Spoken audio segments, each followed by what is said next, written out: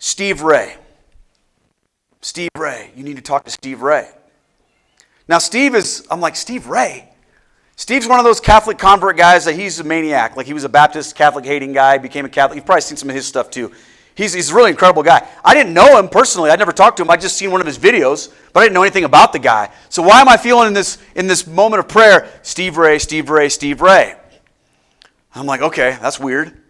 I go to meet my buddy Greg for an early supper down in Iowa City, and I'm sitting there. He walks in. Before he even sits down, his phone goes off, and he's like, His wife Sandy texted him, "Tell Keith Steve Ray is in town tonight, giving a talk. You guys should go."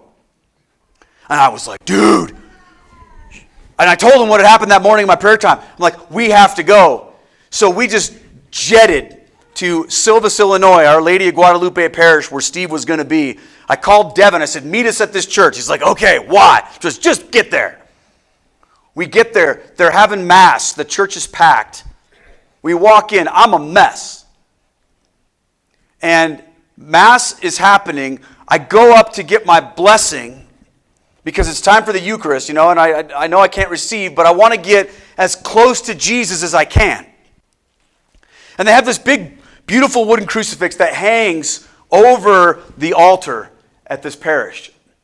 And when I went up front to get my blessing, the priest's name's Father Peter.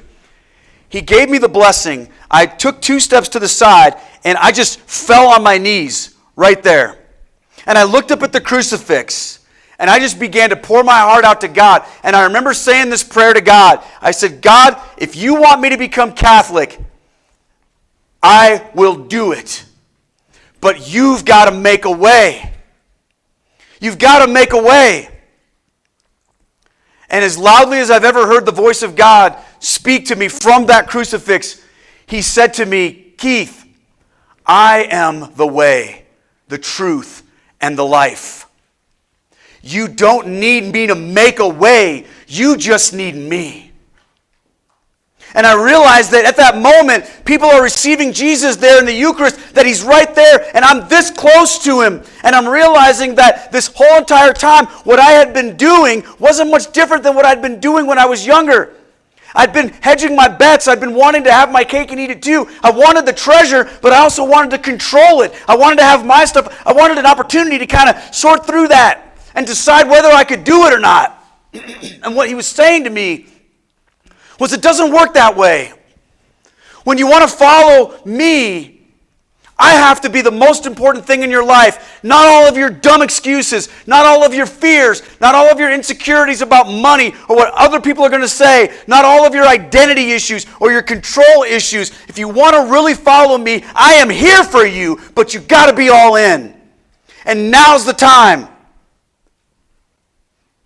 I went back to my seat. I was just like blown away. Steve gives this amazing talk that night about how the early church were willing to die before they would compromise their faith. And I was worried about a job and what some people would think of me.